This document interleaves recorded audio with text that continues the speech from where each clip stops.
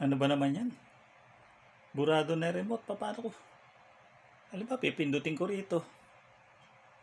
Ay naku po. Hi guys, isa na naman magandang araw sa atin lahat. Meron na naman ako isang hack na isi-share sa inyo ngayon. Nararanasan nyo rin ba ito? Ayan. Nakita nyo yung remote. Hindi na mabasa yung mga pindutan. No? So, nabubura.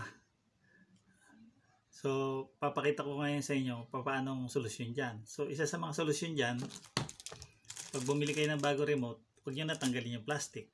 Yun nga lang, mahirap gamitin pagka nakabalot ng ganito ng plastic. Nakakainis. Kaya ako tinatanggal ko talaga. Pero may papakita ko sa inyong technique. Paano natin papipreserve yung letra ng mga keypad. Lalo na kung pawisin ng kamay. Yan, karaniwan pag pawisin ng kamay, yan, nabubura yung mga keypads. So tara, samahan nyo ako, papakita ko sa inyo ngayon. Ang kakailanganin lang natin ay ito, cling wrap. Yung cling wrap. So sa mga kitchen, yung ginagamit pang balot sa mga cover sa pagkain, yan lang gagamitin natin. So ilalatag nyo lang. Latag nyo lang ng maayos. Tapos yung remote, ilagay nyo lang, pwesto nyo lang ganyan na pagka ikinover nyo to ay matatakpan yung hanggang doon sa likod lang. Yung hindi siya aabot sa harap. Kailangan eksakto lang.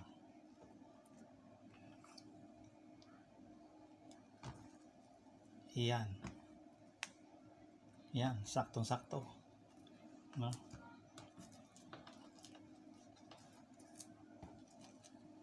Tapos gupitin nyo lang itong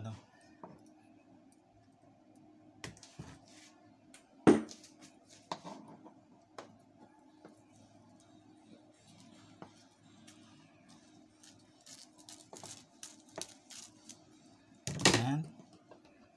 Pag nagupit nyo na, stretch nyo lang, tapos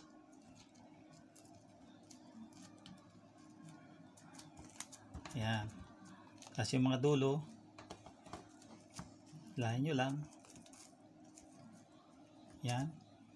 Ito mahalaga dito sa may tapat na remote. Kailangan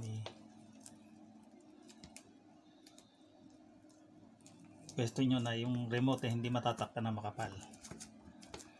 Tapos yan, didikit na yan, pero pag lagi nyong hinahawakan, may tendency na matanggal. Gagawin nyo lang yan, lagyan nyo lang ng scotch tape para masecure lang yung dulo, hindi siya matuklap.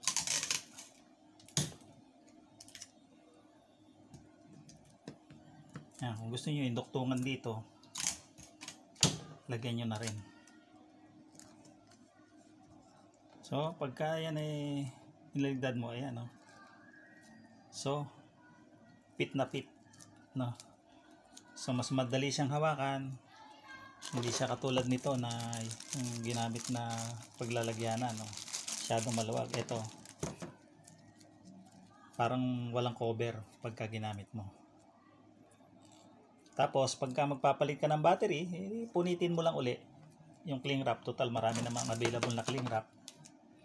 Tsaka bago ka naman magpalit ng battery, ilang buwan din ang bibilangin bago mo kailanganin. So ayan, sana nakatulong na naman sa inyo. Paki-like and share lang para yung iba malaman din.